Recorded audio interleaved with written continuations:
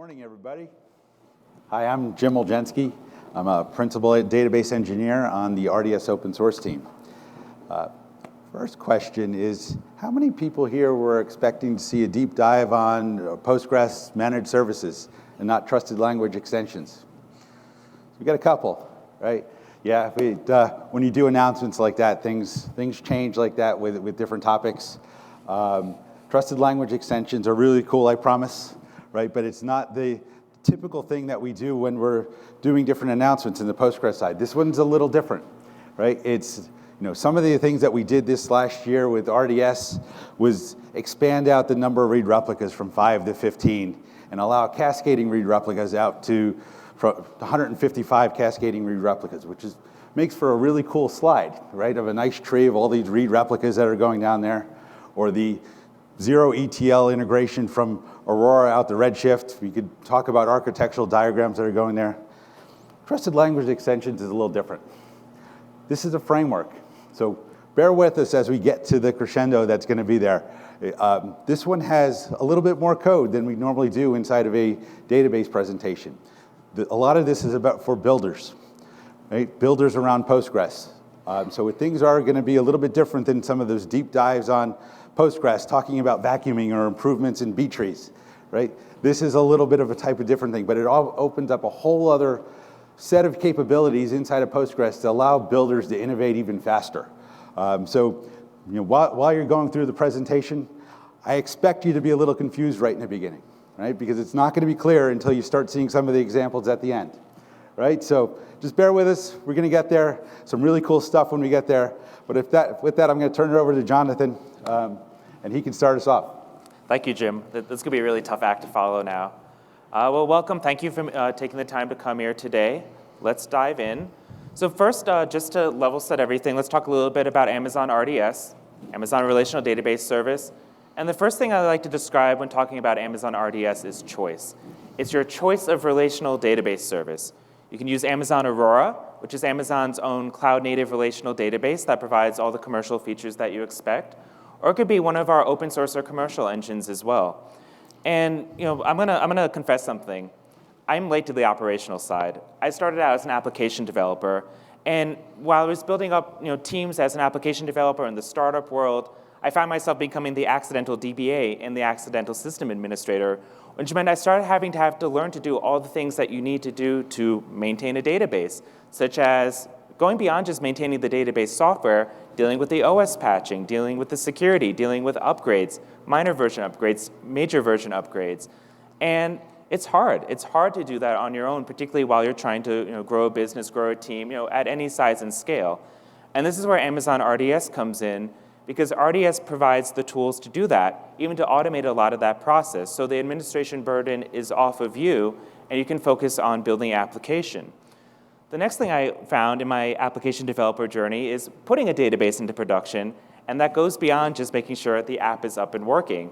You need to be available, or you need to be highly available. What happens if your primary node goes down? How do you fail over? And in the open source world, there's all sorts of tooling to help with that, but then it's up to you to administrate that. So Amazon RDS takes that burden away and helps you manage your availability, your backups, and then ultimately gives you the tools to perform and scale out. Adding more compute, adding more CPU is just a push of a button. And being able to just resize your storage and add more storage as you need more data. And finally, dealing with security and compliance, being able to automatically encrypt your data on disk, have TLS and things to be able to encrypt data in transit. Amazon RDS provides all of that. And I like to think of it from this diagram in terms of what is the responsibility between Amazon RDS and you. And for me as an application developer, I look at the left side. That's all I want to focus on. That's what my teams want to focus on. Building out the schema, building the business logic, doing, in my mind, the fun work, not having to deal with the database maintenance. So RDS focuses on all those things to keep your app up and running so you can focus on the business logic, and we can focus on making sure that your data is available to you, your customers, your business. Now, that all said, today, as Jim says, we're going to talk a little bit about Postgres and extensions within Postgres, but it actually helps to understand a little bit of history of Postgres and why people are running on Postgres. Postgres is an open source database, and it's actually been around a very long time. Maybe I'll admit it, like I'm roughly the same age as Postgres.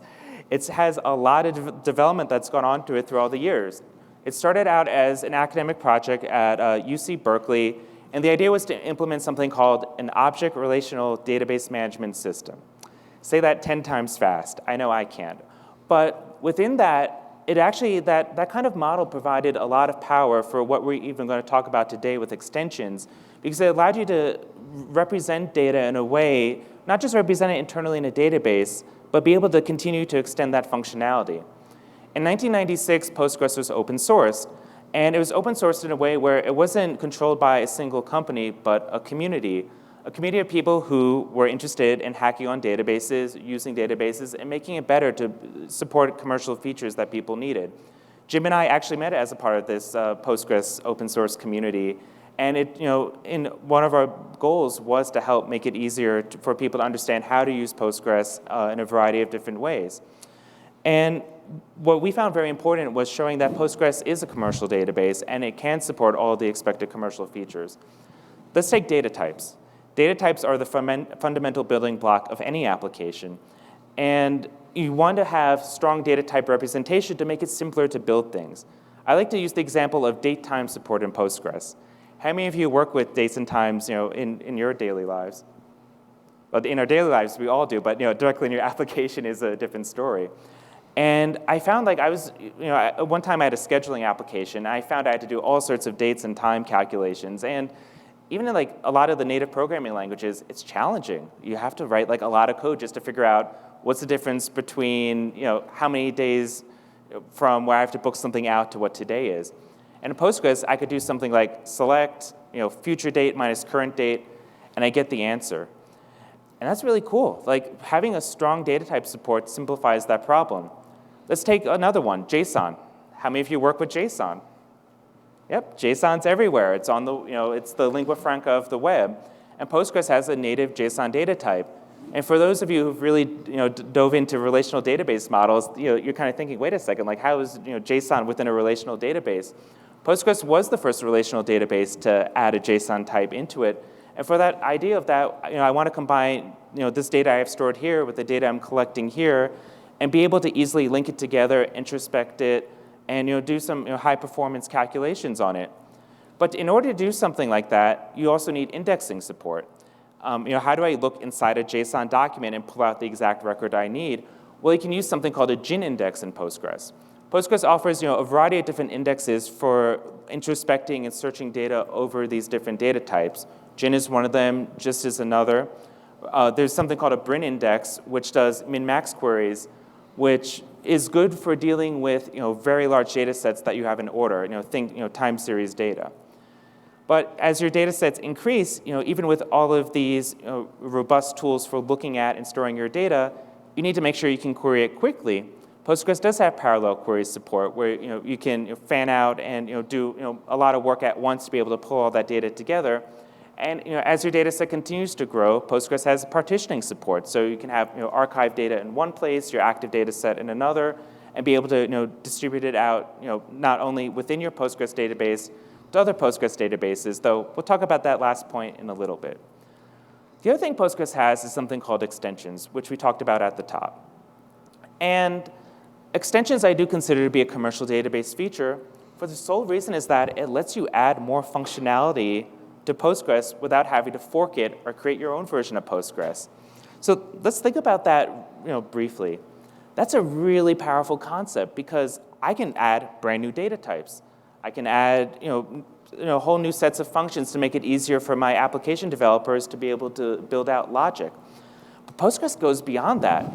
Postgres has all these features in its API that can let you do things such as rewrite queries and change how they're ultimately planned and executed out. Be able to connect to different data sources. It could be a Postgres data source. It could be MySQL. It could be Oracle. It could be, it could even be making web queries directly from Postgres.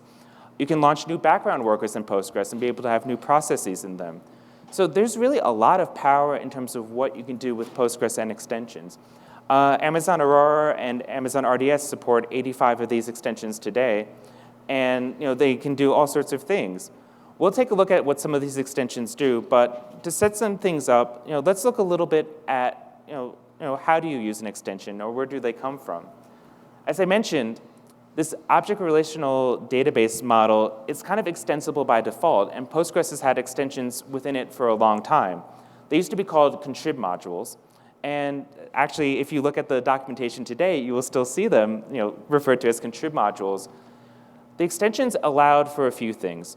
One, being able to add additional functionality to Postgres, but also preview some functionality before putting it into the core database engine.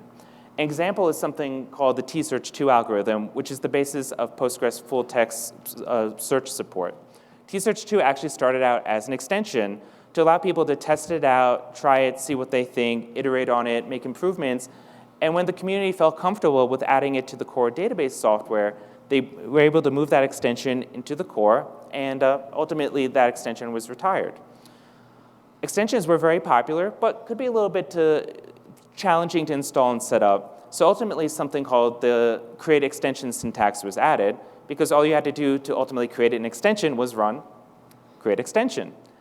A lot of these extensions do come bundled within Postgres, and there's a lot of others that exist out in the wild that you might need to install externally. I believe there's over 1,000 extensions available, both open source and commercial. You might not realize this, but you're probably already using extension, and let's look at in terms of why that is. So let's take this one. PGStat statements. Do you monitor your databases? Hopefully. If you're monitoring your databases, if you're using like an application performance monitor, you're using PGStat statements. If you're trying to debug that query, or you're looking at your APM view and you see like, oh, I'm running like 1,000 queries where I really should be running one, you're using PGStat statements. PGStat statements is the fundamental Postgres extension that is used by pretty much every monitoring tool out there. And it provides the raw data that you can ultimately chart and track the performance of your queries within the database. If you do want to look at it at the SQL level, this is the first place to look when you want to try to troubleshoot monitoring data. It's very widely deployed. And it's continually improved upon to be able to get more insights in terms of how a particular query behaves, how a particular query pattern behaves, maybe how a query plan ultimately behaves. So, like I said, if you're using one extension only, this is probably the one that you're using. But beyond just looking at monitoring, Postgres does have the ability to add more data types. And this leads to one of the next most popular extensions, UUID OSSP. Fun fact, it is the extension that most people create with quotes because of the hyphen in it. You need to have a certain level of escape, so you need the double quotes when you create it. Now, Postgres itself does contain something called a UUID type. And a UUID is a way of having let's call it a globally unique identifier that you can use throughout databases. While the Postgres core has that data type, it initially did not have any of the functions to be able to generate these UUIDs. There's different patterns for doing it to guarantee some level of randomness or lack of collisions in it. All of these generation functions lived in this extension, which ultimately interfaced with external operating system libraries to do the generation. Some of the UUID generation functions have made it into core Postgres, going back to what we said before, where extensions can often be used as a preview before getting core functionality. But extensions also allow you to opt into certain functionality and features. For instance, if you're not using UUIDs in your application, you don't need to load this, so you don't need to worry about bringing these extensions in. Now, beyond data types, Postgres even has extensions for helping use existing functionality, such as partitioning. Now, I like to think back to when I was an intern in college, and I had a project where I had to manage TV schedule data. And the feed I was using would have about 2 weeks of TV schedule data that would be updated every single day. Now, even back then, there was a lot of TV data. I mean, it was actually kind of amazing, like how much you could see across the channel spectrum back then. But because we had to import it every day and we were actually archiving it as well, we needed a way to partition it. Now, Postgres did have some partitioning support back then, but there's no way to automatically manage the partitions because we were trying to partition the schedule data by every week, which is the most common access pattern when you're looking at the TV lineup. but there's no way to automatically manage it, so I had to write my own logic, which for like a college intern, is kind of fun. Like, hey, I'm dealing with big data, but it's in a transactional way, so I'd tie all this logic together. But it probably wasn't the greatest code in the world. Fortunately, there's pgpartman, which provides automatic extension management within Postgres. It can automatically create and delete partitions. You can set the rule and say, like, hey, I need a weekly partition. When you see data come in that matches this week, if the partition doesn't exist, create this partition so that way we can route it appropriately. And by leveraging that, it makes it easier to query data that fits within your partition rules. I do wish it was around when I was a college intern, but you can try it out today on RDS and Aurora and be able to have a seamless partitioning management experience. Now, I also alluded to the fact that Postgres can query other databases from it, including other Postgres databases. And this is where the Postgres foreign data wrapper comes in. The Postgres foreign data wrapper allows you to connect directly to other Postgres databases and look at the data within it, modify the data within it, pull it in, and can be used for a variety of access patterns. Federation, sharding to an extent, but say like if you have a data warehouse and you want to pull data in unilaterally, this is where the foreign data wrapper works. So as an example, back when I was managing some map data, I had a single database that had map data and a few other databases that needed it. Now, map data can be kind of large, so I didn't want to be copying it around to all of my databases.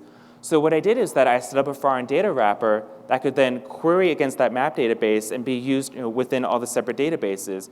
So what that did was that it saved me having to use a lot of extra disk space that I didn't want to use, and it was convenient and easy to manage through this interface.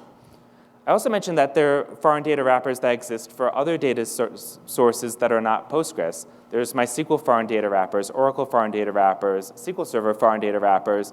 All of these are within Amazon RDS and Aurora, and they let you work with other database sources.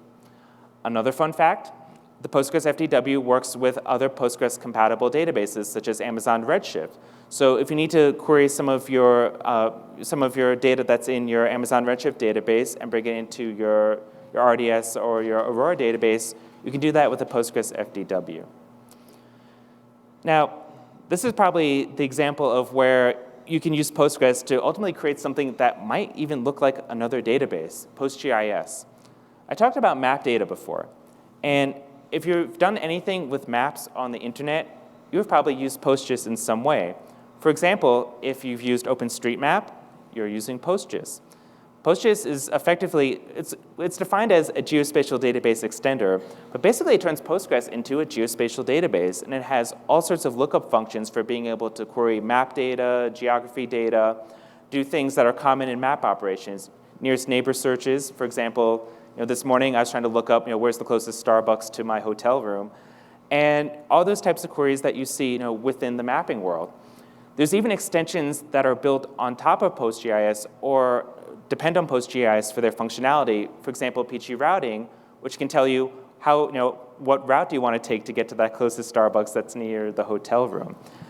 And this is really cool as well within the Postgres extension world, is that you have extension dependencies, and you're basically building up additional functionality on top of them. It sounds like good development practice too, because if something already exists out there, you don't want to recreate the wheel. You want to build on top of that and be able to extend that functionality and make it easier for you to accomplish whatever your business goals or personal goals may be. Now, you might be curious in terms of how an extension works. And actually, I'll be honest, as an app developer, I did not think about this for a long time. Jim kind of nudged me to think about what's actually going on behind the scenes. It's actually quite elegant. So let's take this. This is what a typical Postgres binary directory looks like. You have a place to store the binaries. You have include files, which can ultimately be used to build the Postgres extensions. And maybe I should back up a second. I realize I might have gone a little bit too quick on that. Most Postgres extensions are written in C. Well, I'll even go back on that. There's a variety of languages that you can choose to write Postgres extensions. A lot of the ones we just showed here are written in C because of performance needs or being able to access a Postgres internal API. pgpartman is actually mostly written in PGSQL, which is a language that's included within a Postgres database. But all the other ones are written in C. And the reason is it's either for performance or they need to access one of the Postgres internal APIs. If you do need to access a Postgres internal API, you're going to need an include file to be able to reference it in your C code. So those files are included there. And what's ultimately being loaded and ran within a Postgres context, you're going to need code that's within the library directory. Now, most extensions are stored in this thing called the share extension directory. But what do I mean by that? So first, you have something that's called a control file. A control file is the meta information about the extension. It could be the name. It could be what dependencies it has. It includes the version, a description, et cetera. And all this information gets loaded into the Postgres catalog. The Postgres catalog is a way you can query your system to see what's installed, what's loaded, information about your users. Now, when the Postgres control file will live in the extension directory, where all the extensions are grouped together. Now, all that does is provide meta information. You actually need to know what to install in your extension. And that's where there's one or more SQL files that provide all the information about what functions to load in the extension, what data types to create, what does your foreign data wrapper interface look like. That file also goes into the extension directory. But if you built your extension in C, there's more information you need because you might be creating a new shared object that the SQL file is referencing to call those C functions. So you have a library file. And that goes in the library file directory with where your other shared object files are. So all this together is a Postgres extension, and it's actually quite simple and elegant when you think about it. Again, with putting my app developer hat back on, I was kind of scared to look at this for the longest time. And then when I actually dove into it and saw it's actually quite simple to create an extension and build this new bundle of functionality. So what happens when you actually create an extension in your database when you call that create extension, let's say earth distance cascade? Postgres first goes to the file system to see if that control file exists. If it does not exist, it returns an error. But if it does, it looks through that meta information and says, okay, you want to install earth distance, default version 1.1. There's a shared library for it, and it has a dependency on the cube extension. Okay. It's going to go through to see if the dependencies are all installed. If they're not, and you don't add the cascade command, it will fail. But if you add the cascade command, it will go ahead and install the cube extension. Once everything's all set up, Postgres goes to that catalog where it stores all the extensions in that PG extension table and adds an entry to it. So that sets up the base of the extension. So now we know where to group all of the objects that we're about to create. This case, earth distance adds functions. So there's a function called earth, does a bunch of stuff. Oh, maybe it doesn't do that much stuff. It might just load a number. But there's a series of functions in it. Now, part of an extension is that it's a software package. So we need to know what the extension installed, because if we're going to ultimately update the package or remove the package, we need to make sure we can appropriately clean up the extension. So when we're going through those extension SQL files and we see create function earth, blah, blah, blah, blah, blah, we need to put an entry within, first we need to install the extension, and that goes into something called the PG proc table. I'm sorry, we need to install the function, and that goes into the PG proc table. We also then need to create a dependency on that extension. So again, we know to clean it up once we drop it, and we put an entry into something called the PG depend table. So unpacking it, it makes it a little bit simpler to understand what's going on. Some of these extension files can get quite complex. This is hopefully an easy example to understand. But this is ultimately what's going on behind the scenes to make sure that when you install this software package known as a Postgres extension, everything is in order. Now, we've talked about a lot of the good things with extensions, but there can be some challenges. And the first and foremost, and if you're a RDS and Aurora customer, you've seen this, is that it requires access to the file system. A lot of environments do not give you access to the file system for a lot of reasons. There's security reasons. There's wanting to make sure you have trusted access to it. And in my example, when I have self-managing databases, I want to control. I didn't want people just coming onto the file system and installing random things.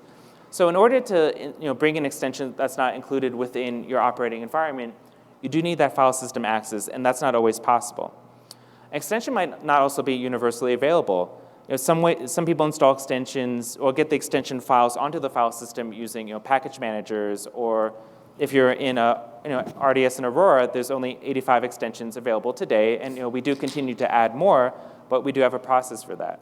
So they're not always there in your environment, and in order to add them, going back to the top, you do need access to the file system. Upgrades across Postgres major versions can be challenging as well. And this goes back to what we were talking earlier about those list of include files for your C programs. Postgres has a promise that within a major version, it's not going to change the header files or the function definitions in a way that's going to break code that's compiling against them. But it can during major versions. So people who are maintaining extensions that depend on these files need to update their code to make sure it can build against the newest version of Postgres. Otherwise, it won't work when you try to do that major version upgrade. Sometimes that could be a no-op. You might not have to do anything, but sometimes an extension maintainer might have to do a significant amount of work to keep that extension up to date. And this is why when you update to a new major version of Postgres, you might not see your favorite extension available immediately because it does, there is that maintenance to update that C-based extension. So what can we do about it? And that brings us to the crux of our topic today.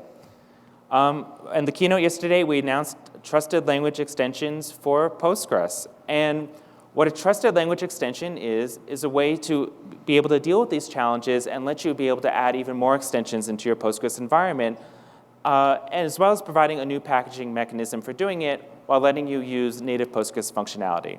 So let me unpack that a little bit. If you want to be able to load a Postgres extension into a file system and you don't have access to it, you need a SQL interface to do so. And this is what TLE provides, is the SQL interface to load your extension files into that file system and be able to use it just like a regular Postgres extension. Now, in order to do that, we don't necessarily want to give everyone access to being able to do that. So there is a permission model built in, so that way you can have some controls over it, which we'll talk about a little bit more. There's also, as mentioned, Postgres does have this internal API that lets you build out some very rich functionality in it, including hooks, such as like a check password hook to be able to insert your own custom password logic, because everyone has different password requirements wherever they go. That API is at the C level, but the TLE framework actually exposes it at the SQL level, so that way you can interface with that. Lastly, even if you have a way to load it in and a way to use additional Postgres APIs within it, you also need a language to write it in that's not necessarily C. And Postgres has this thing called trusted languages, which provides certain security guarantees around how you write your stored procedures and what they can do.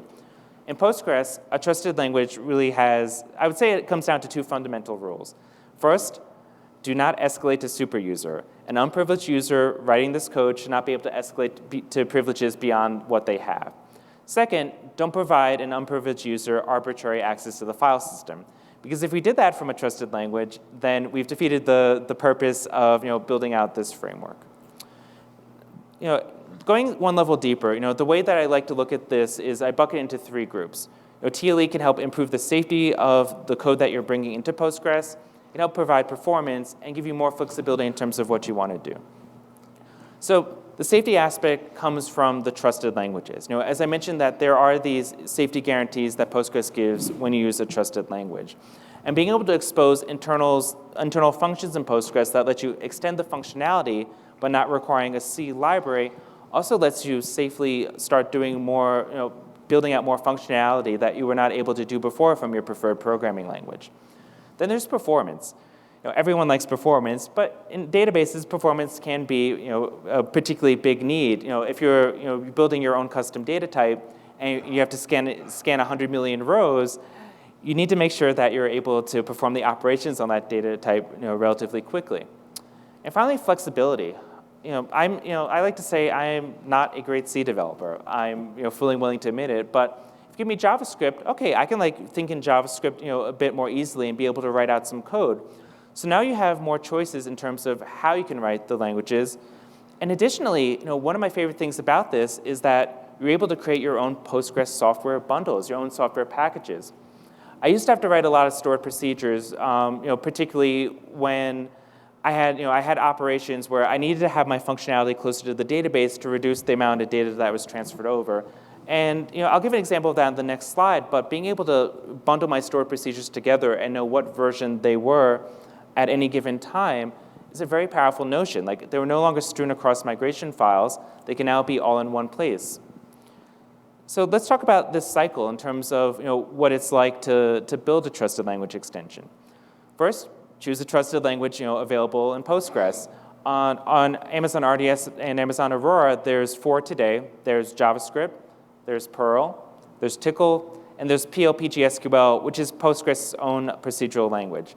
So let's say you have an idea of something you need to build. And a case like I like to think of is I used to have to maintain an algorithm to search for availability over a bunch of venues, such as like trying to book a space like this. And that algorithm did evolve over time because initially it was at my application level, but the performance was slow because I used pgstat statements and I saw, like this, these CPU spikes don't look good. I see a lot of like network traffic, coming over to my app. Maybe we should move this logic closer to the data itself. So, I built out all this code. I installed it, but as like code can evolve over time. And it got a little bit messy. It was all over the place. So, I would have preferred to have a way to package it, and that's where the TLE comes in. So let's go through that example with TLE. I built out the initial version of my search algorithm, and I'm able to package it, directly within the TLE framework, which just looks like any other Postgres extension. I call the SQL API to install it, and once it's installed, I can add the extension to my database with the regular Postgres extension commands, such as create extension. Once I do that, it's off. The search algorithm is there, and ultimately, I'm going to get feedback. It could be from customers, it could be from the ops team, it could be from me reading, pgstat statements. But I could see okay, maybe we can tweak the algorithm to get better matching for, in this case, the space that we were in. I make those tweaks. And then I treat it as an extension update. I write the format in the update file. I call the SQL function to load in the new code. And I do alter extension update, and the search algorithm is updated. So it follows, by using TLE, you can follow your typical software development lifecycle and make it easier to write database level code. So let's make this a little bit more concrete. And I'm going to pass it off to Jimbo to talk a little bit more about how TLE works. Sure, it's clear as mud now what transparent language extensions are, right? We'll go a little bit deeper so this way we can show you a little bit more examples of what it is. Thank you, Jonathan, for kind of setting up what the problem is, right? We have 85 curated extensions. There's well over 1,000 of them out there in the Postgres world. And what we hear from customers all the time is, I want this extension, I want that one, because everybody has that little scratch to itch. And what we do with TLE is give that flexibility back to you as builders in order to be able to add those things in as you start using the framework. So some of these things are really powerful. So by design, we've built in a few checks in there, so this way organizations that need to be able to limit that power has that capability to do that, to have those controls in there.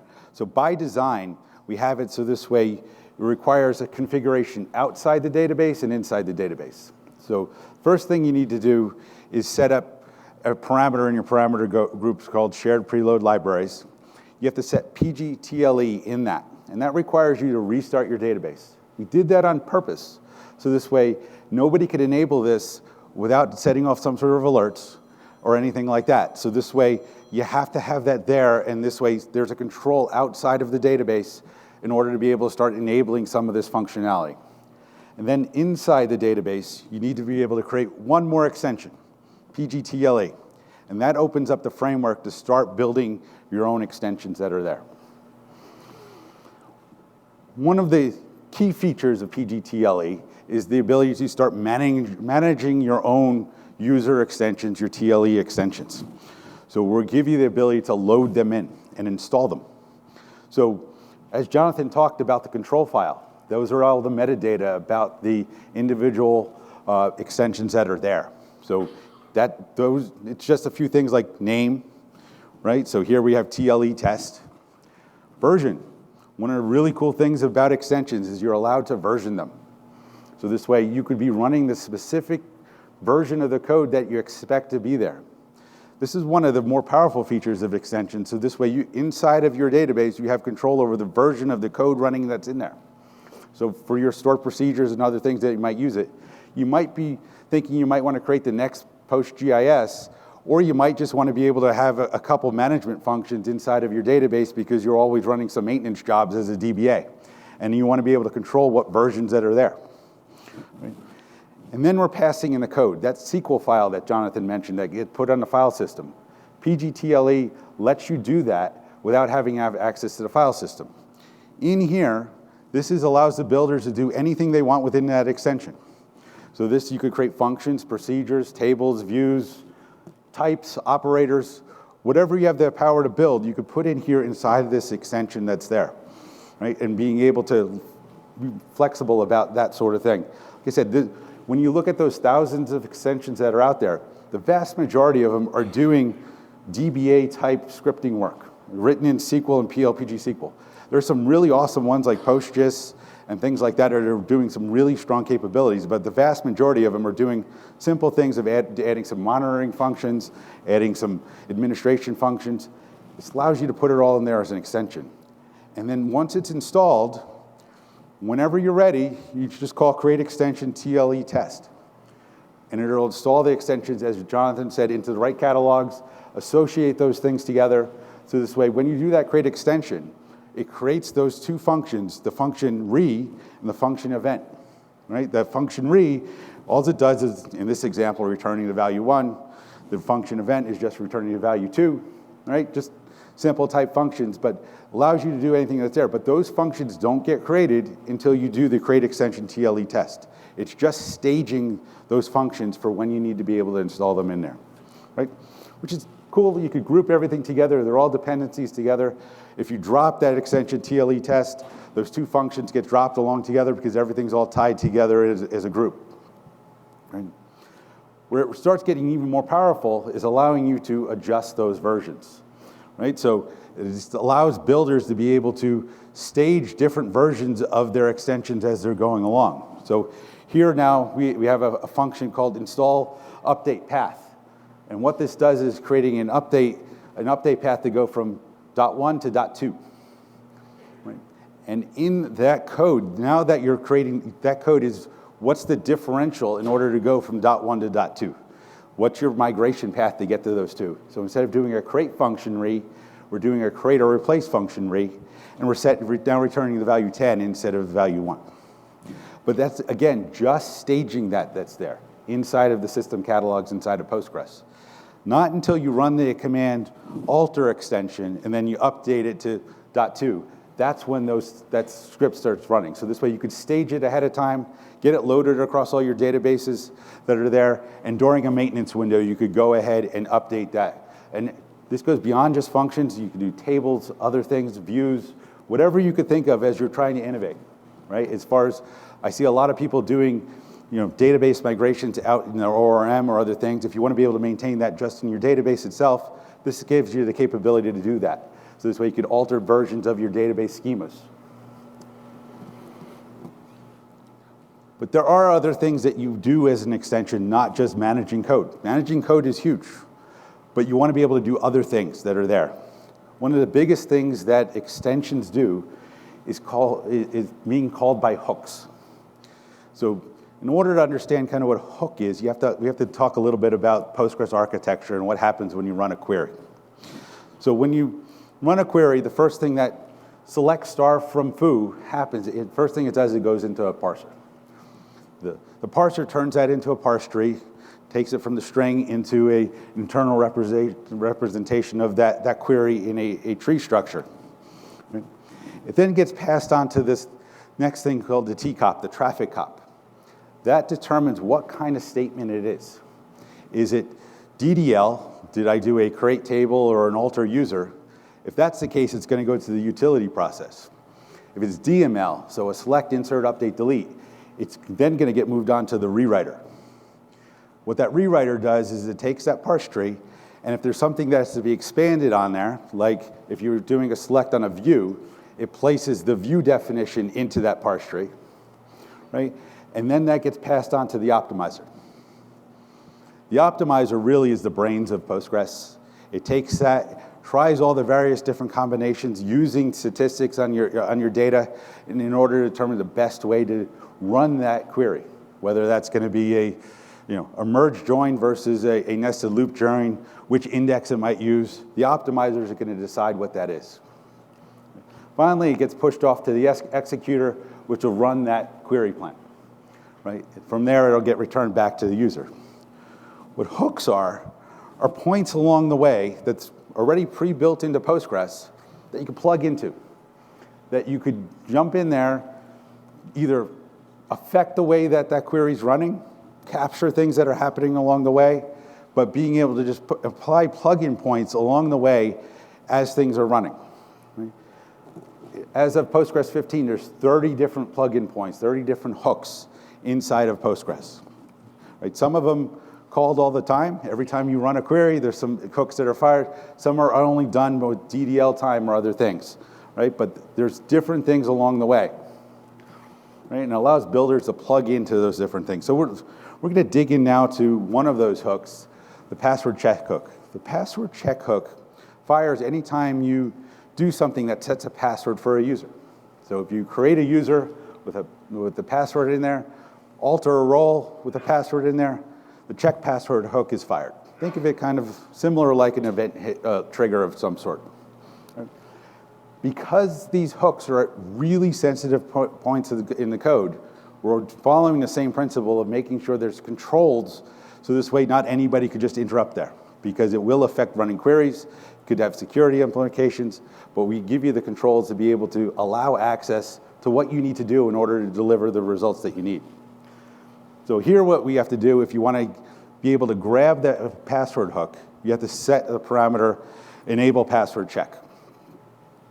Right? And then inside the database, we have to register that. We have to register that with the function that we want it to call. So we'll talk about what that function looks like. But we registered it as a feature. So what are features? Features are associations between the builder's functions and the hook. Right? That's what they are today. The idea of it being a register feature instead of register hook is because PGTLE is going to evolve. There's lots of other things you could be able to do that you want to enable other than just hooks. There's different modules and other things inside of Postgres. So we want to be able to have that so this way you could grow over time and there's other features you could add. And you could have multiple functions associated with each of those hooks. They're fired in alphabetical order, so pick the name appropriately for those functions. That's how Postgres does triggers and everything else. If you have multiple triggers on a table, they're fired in alphabetical order.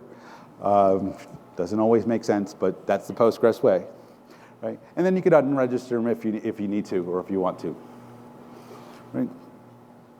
So creating that hook function, it's actually really simple. Right? Any of the trusted languages you could use. Right? Here, this example, we're using PGSQL. Right? If you could do this in PL V8, PL Perl might be a good choice. You need to do is have a function with the right signature for that hook. That's all in the documentation. For the password check hook, it takes 5 parameters. It takes the username, the password that's coming in, the password type. So is it clear text, is it MD5, or is it scram?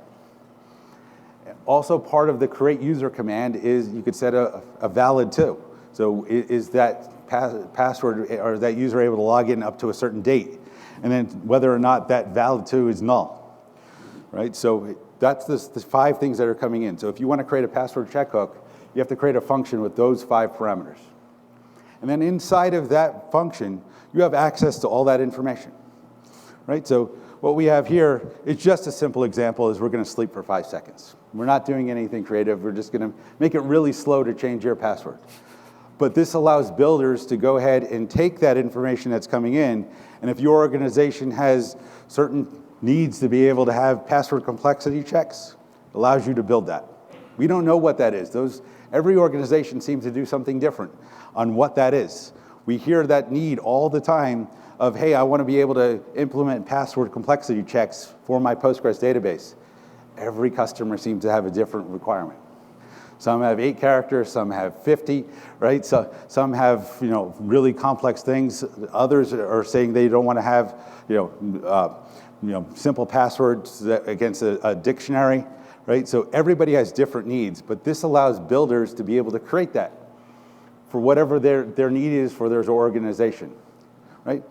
But at the same time, right, understand that when this function is fired, you're looking at that password for that user there. So there is some security around that, right, that you need to be able to worry about.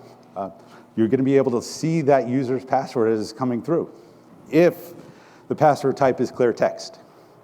If it's MD5, you're getting the MD5 of the password. If it's Scram, you're getting the Scram of the password, right? So it's really up to you as an organization. How do you want to be able to handle that, right? So Postgres, by default, if you have your password set to Scram, it never sends a clear text password over to the server, so it won't know to do that for the password complexity checks. But this gives builders the ability to have that flexibility to create that for their organizations. It's up to you. We're, part of the shared responsibility of what we do at AWS is give you the flexibility and framework to do that, so this way you could take on some of that responsibility for some of that organization that's there.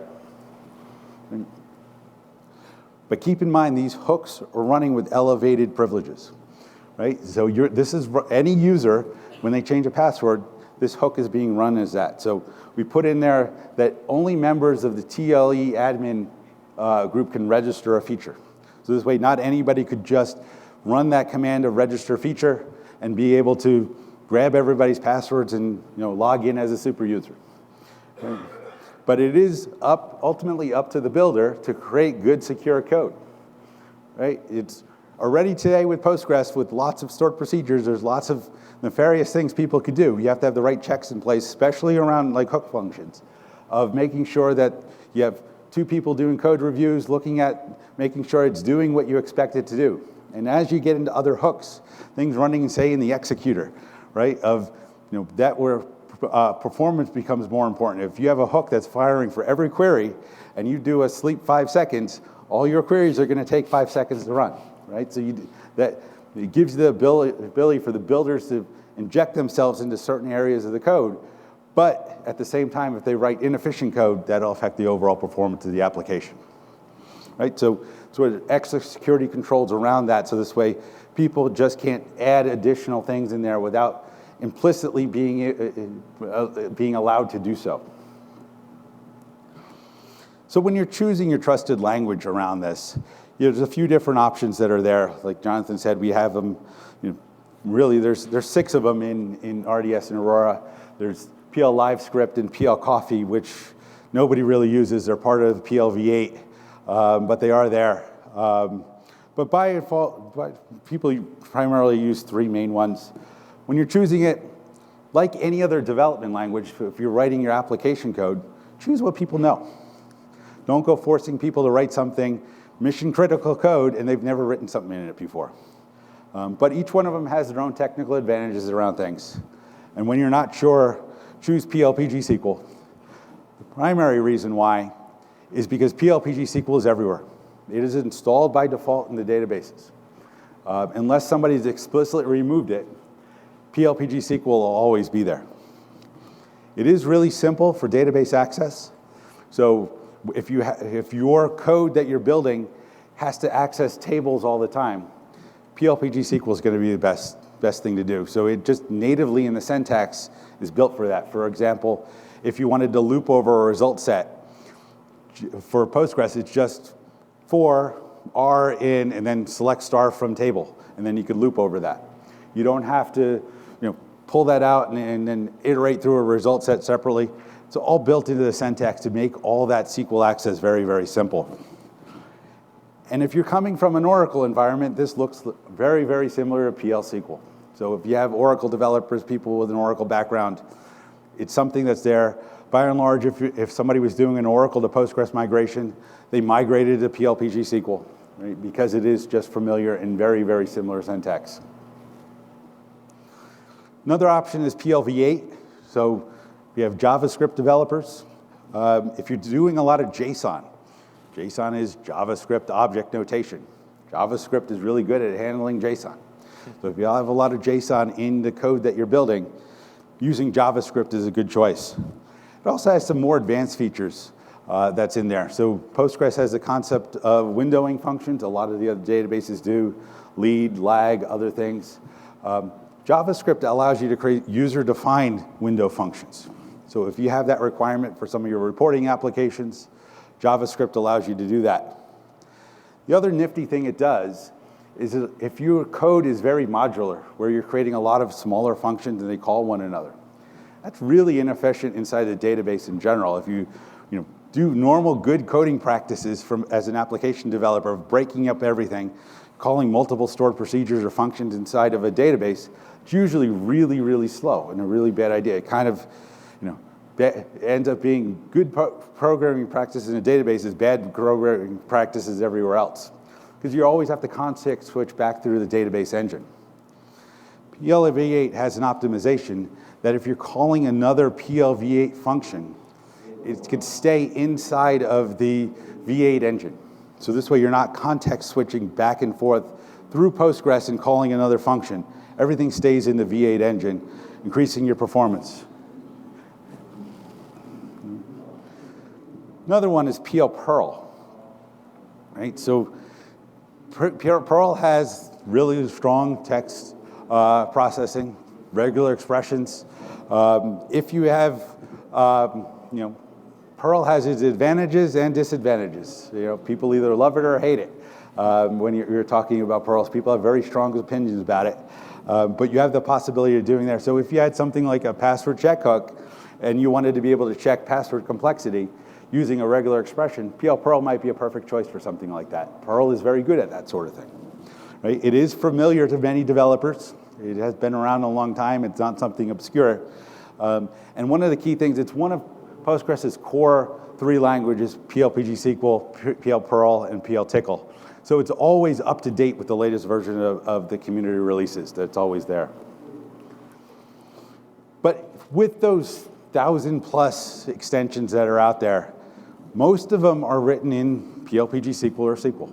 A lot of them are in C, which we can't really handle with trusted language extensions. But for the probably well over 50% of them that are just SQL scripts that people are using it to scratch their itch, PGTLE has a tool in order to be able to load that directly into your running database. Right? So if you pulled PGTLE down from the GitHub repo, you install this on your client machine, right? It allows you to run any of those community extensions in Aurora or RDS today. So if we wanted to add the PG telemetry extension, which adds a lot of good monitoring functions to it, we just clone that repo down to your local laptop, and then we run the PGTLE managed local extension script. And what that does is you point at it of where that code is. It'll look at the control file, look at the SQL file, connect to the database, call the appropriate things, and this way you're able to create extension PG telemetry. You could take something out of GitHub, get it into your Aurora database in less than a minute.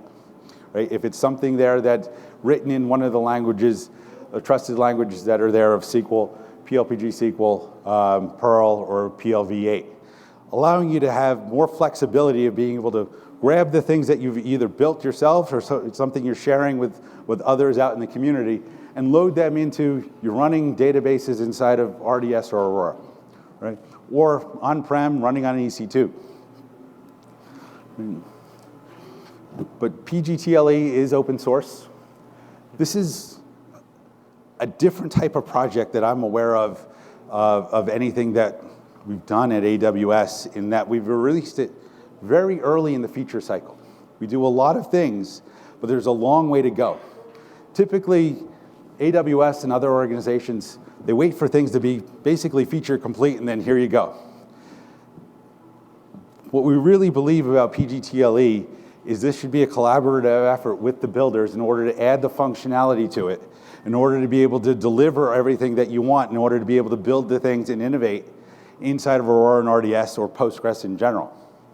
So you'll find that we only support one hook, check password hook right now. We're building more, but we want to hear which one should we be building, right? Is create an issue on GitHub in order to be able to do that. If you want to be able to add functionality that ends up in Aurora, submit a pull request. The faster that we build this as a community, the faster you'll be able to innovate on RDS and Aurora in order to be able to build some of these things. So we encourage you to use this, put issues up there on GitHub. Let us know what else we should be working on next. We know we're not done. This is just the start of it. It's not the normal open source project that you see a lot of bigger organizations do of, here's a code drop, go use this. This is, here's some code, this is where we're going. Tell us where we should be really going in order to be able to innovate and be able to help developers and builders be able to innovate into the new things they want to be able to do with Postgres that's out there. Right? So please take a look at it. Give us some feedback, whether or not it's just a star on GitHub, or give us some issues in order to be working on. What else are we missing in order for this to be really productive for you? We really believe that just the management functions themselves and being able to manage schema code inside of the database with versioning is a really powerful tool. Adding the hooks like check password hook starts giving you some more additional capabilities to build some of those features that you want inside of Postgres that it's really difficult to do today, because we get, hey, we want this check password hook extension inside of Postgres and this one and this one. There's 4 or 5 of them out there in the community. You guys could build the ones that actually work for you, right? And deploy them yourself the way you need to, right?